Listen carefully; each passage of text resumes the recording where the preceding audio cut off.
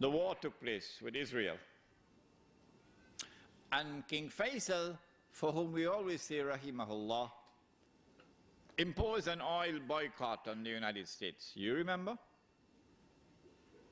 And then all the Arab oil-producing states, they also joined in the oil boycott. Guess what happened to the US dollar? It collapsed by 400% overnight, from 40 to 160. Why? I ask this question, why? Because of an oil boycott, why should this happen? And then on the 15th of January 1980, the same thing happened again. Iran had had a revolution, and the Iranian people took control of their oil.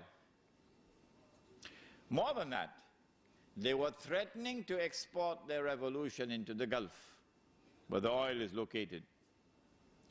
And then at the end of December 1979, the then Soviet Union invaded Afghanistan and took over the country.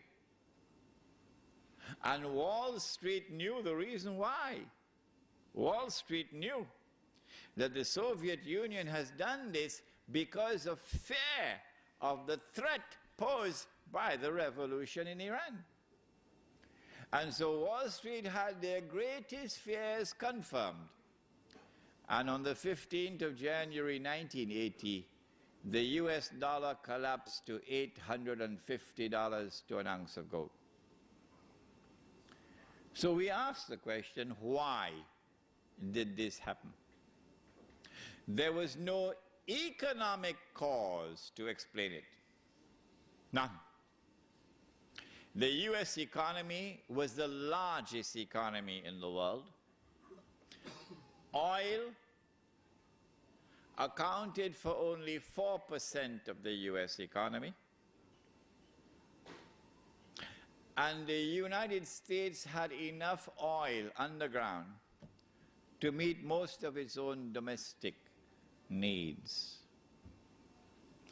The United States preferred to keep its oil underground and get oil from Saudi Arabia and other countries, because this oil which was kept underground became a strategic reserve.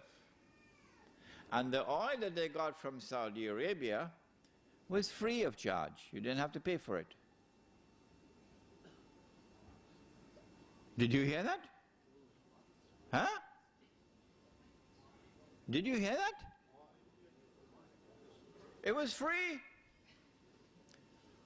All that Uncle Sam has to do was to write checks that nobody could cash. One BMW, please, here's a check. Can I have a Mercedes, please? Here's a check. I have no money in my account. Or even if I have money in my account, you can't cash it. So all I'm doing is writing checks. And that's how they're buying the Saudi oil, with US dollars, which cannot be redeemed.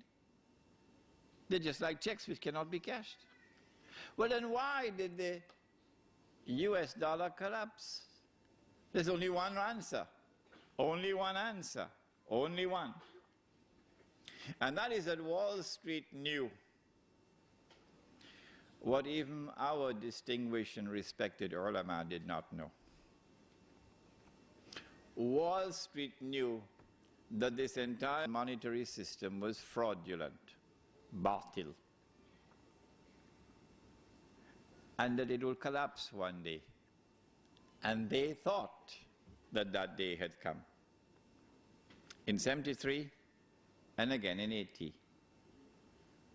And so a Wall Street banker would not ask,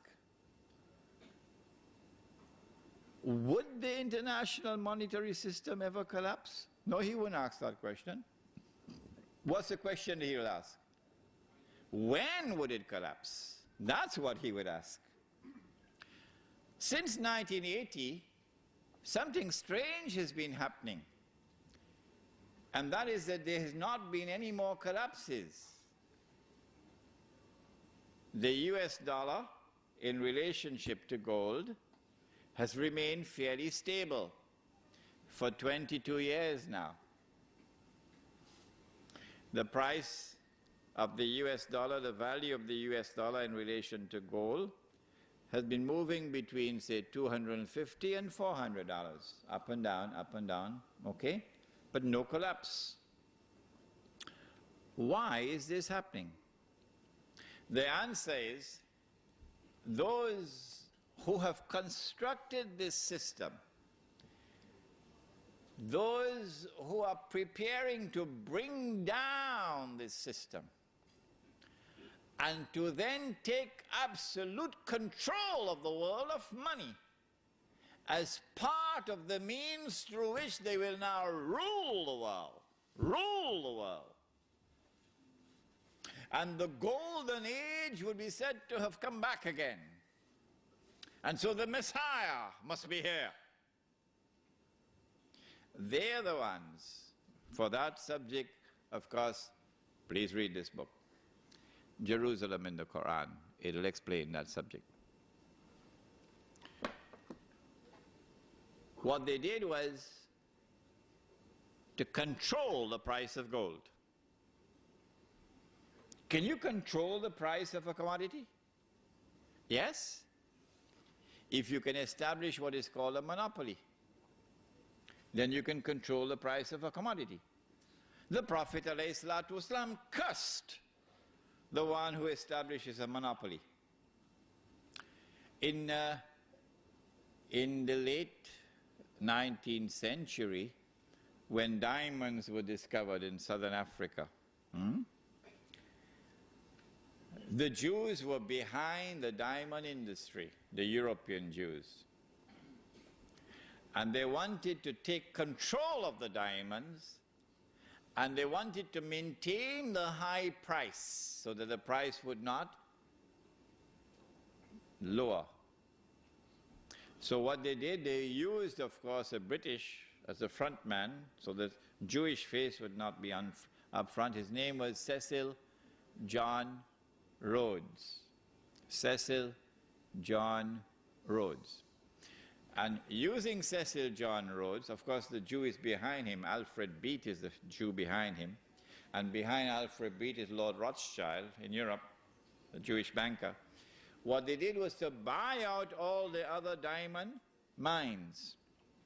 And those which could not be bought out, they got them to come together in one amalgamated company, which was called De Beers Consolidated. And once they did that, they were able to maintain stability in the price of diamonds at the level that would give them the maximum return. And so this is what has been happening to gold. Not for the purpose of keeping the price high, no. For the purpose of keeping the system from collapsing. We don't want it to collapse on its own. We want to bring it down when it will be in the interest of the State of Israel.